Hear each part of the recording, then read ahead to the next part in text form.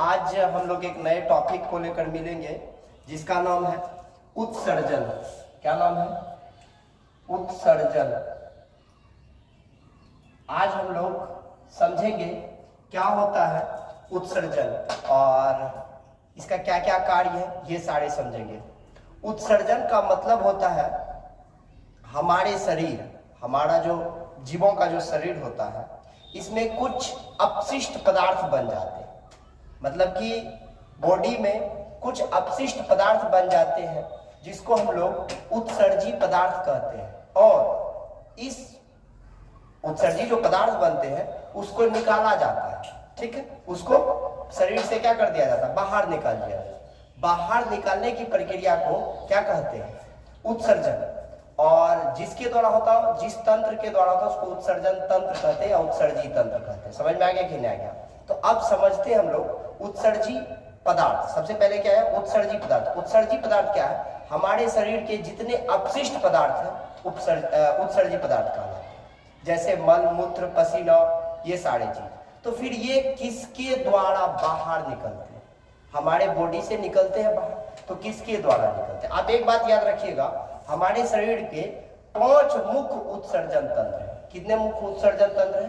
5। समझिएगा, पांचों का नाम बताते हैं। उत्सर्जन क्या हो गया? हमारे शरीर से उत्सर्जी पदार्थ को बाहर निकालने की क्रिया क्या कहलाती है? उत्सर्जन। या तो हमारे शरीर से अपशिष्ट पदार्थों को यानी कि उत्सर्जी पदार्थों को बाहर निकालने की क्रिया उत्सर्जन कहलाता है। एक्सक्रिएशन कहते हैं इसको इंग्लिश में। क्या कहते हैं? एक्सक्रिएशन। 5 मुख्य उत्सर्जी अंग है हमारे शरीर में। सबसे पहले आप समझिएगा त्वचा। क्या है? त्वचा। इसको इंग्लिश में स्किन कहा जाता है। क्या कहा जाता है? स्किन, त्वचा। त्वचा के बाद हम लोग आ जाते हैं, त्वचा के बाद हम लोग का होता है फेफड़ा। क्या होता है? फेफड़ा। क्या होता है? त्वचा के बाद फेफड़ा। ये सब हम लोग का उत्सर्जी अंग है। त्वचा, फेफड़ा। देखिए त्वचा का क्या कार्य है समझिएगा। त्वचा जो हम लोग का शरीर में रहता है, सबके शरीर में जीव है, तो ये स्किन इसका काम क्या है? हमारे शरीर में आप देखते हो कि जितना पसीना और सीना बनता है ये शरीर से क्या कर देता है? बाहर निकाल देता है। त्वचा स्किन क्या करता है? पसीना को क्या करता है? शरीर से बाहर निकालता है। पसीना को क्या करता है? बाहर निकाल देता है। अब और एक बात जानिएगा, नाक, सुबह सुबह जब आप जगिएगा, आप जब जगिएगा तो ऐसे नाक को छुइएगा तो नाक तेलियर की तरह लगेगा, एकदम नहीं कहते उसको, लसलसाहट है, ठीक है। उसको सीबम कहा जाता है। क्या कहता है? तो त्वचा से और क्या चीज निकल रहा है? सीबम। क्या निकल रहा है? सीबम निकल रहा है। समझ में आ गया कि नहीं? त्वचा समझ में आ गया। उसके बाद आप जान लीजिए फेफड़ा को समझते हैं। फेफड़ा क्या करता है? फेफड़ा बहुत बड़ा उत्सर्जी अंग होता है। हम लोग में देखते होंगे आप लोग बहुत सारे क्या कहते हैं कप सब बनता है ना जी, कप जो बनता है उसको कौन निकालता है? देखते होंगे कभी कभी बहुत ज्यादा कप बन जाता है, फिर उसको हम लोग नाक के माध्यम से, जब नाक के माध्यम से नहीं निकल पाता है, जिसको हम लोग नेटा कहते होंगे, म्यूकस, वो नहीं निकल पाता होगा, खखसते हम लोग, जोर से खखस देते हैं। खखसने के बाद वो क्या हो जाता है? बाहर आ जाता है। हम लोग उसको क्या कर देते हैं? फेंक देते हैं। तो ये भी तो उत्सर्जी पदार्थ हुआ। कप का उपयोग नहीं है, उसको बाहर हम लोग कर देते हैं, बाहर फेंक देते हैं। तो किसके द्वारा? तो फेफड़ा के द्वारा। समझ में आ गया कि नहीं? अब समझिएगा, ठंडी समय आप लोग कभी कभी घूर तापने जाते होंगे, गए होंगे, वहाँ बुढ़वा सब बैठल रहता है, वो सबको हमेशा सर्दी खांसी धड़ले रहता है। देखते होंगे गेंद किए होंगे, तो सर्दी खांसी जो उसको धड़ा रहता है तो क्या करेगा? वो खखसेगा, एकदम मारेगा, एकदम प्रेशर, और वो खखस के घूर जो रहता है उसी बगल में रख देता है, थोड़ा मिट्टी दे देता है। अब बच्चा सब जाता है, कपे पे बैठ जाता है, हट हट हट हट, बैठ गया कहाँ पे? बुढ़वा का कप। बुढ़वा बैठने के बाद कहेगा कि हट हट हट हट, तो समझ लीजिएगा। तो सर्दी के समय में बुजुर्ग आदमी के घूर के बगल में जाके नहीं बैठिएगा, तो उसका उत्सर्जी पदार्थ आप में जाके सड़। अब देखिए क्या होता है, यकृत, जिसको आप लोग लीवर कहते हैं, इसको तो लंग्स कहते हैं, इसको क्या कहते हैं? लीवर। क्या कहते हैं? यकृत यानी कि लीवर का कहते हैं। लीवर में जो है अमोनिया, क्या होता है? अमोनिया। अमोनिया, और अमोनिया क्या करता है, यूरिया में बदल जाता है।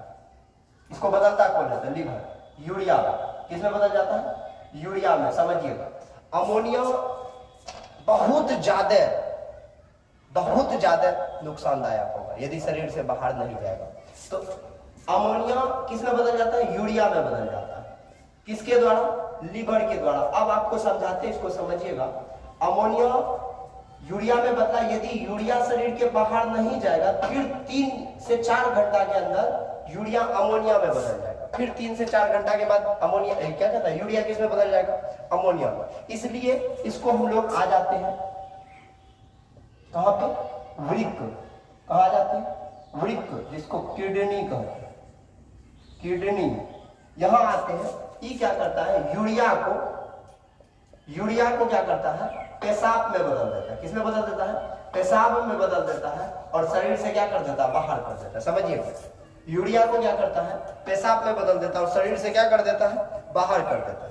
समझिएगा यूरिया में बहुत ज्यादा पावर होता है। आपको अब एक एग्जांपल दे रहे हैं, समझिएगा। जब आप लोग स्टेशन सब पे जाते होंगे तो वहां देखते होंगे दीवार सब गिर जाता है। देखिए दीवार सब क्या होता है, गिर जाता है। क्यों गिरता है, उसमें जो लोग सब रहता था जाके उसमें टॉयलेट करते रहते, इतना टॉयलेट कर देता उसका दीवाले को गिरा देता। तो पेशाब में बहुत ज्यादा एक मतलब क्या कहें, बहुत ज्यादा इसमें कीटाणु कई प्रकार के पाए जाते हैं, और यूरिया की मात्रा इसमें बहुत ज्यादा होता है, जिसके कारण रेलवे स्टेशन का दीवार गिर जाता है। यदि आपको पड़ोसी से झगड़ा होगा तो जाके एकदम स्टार्ट कर दीजिए, उसका दीवार कुछ दिन के बाद गिर जाएगा। क्या करने के बाद, उससे झगड़ा नहीं, पेशाब करने के बाद उसका दीवार खत्म। तो इस वृक्क का बहुत ज्यादा डिटेल से चर्चा अब हम लोग इसको आगे पढ़ेंगे। बस समझ लीजिए, त्वचा क्या चीज को निकालेगा, पसीना, सीबम। फेफड़ा के द्वारा फेफड़ा में लंग्स क्या चीज निकालेगा, ये जो हम लोग के अंदर कफ सब होगा इस सबको। और ये काम और करता है, CO2 को भी बाहर निकालता है, कार्बन डाइऑक्साइड को भी क्या कर देता है, बाहर कर देता है।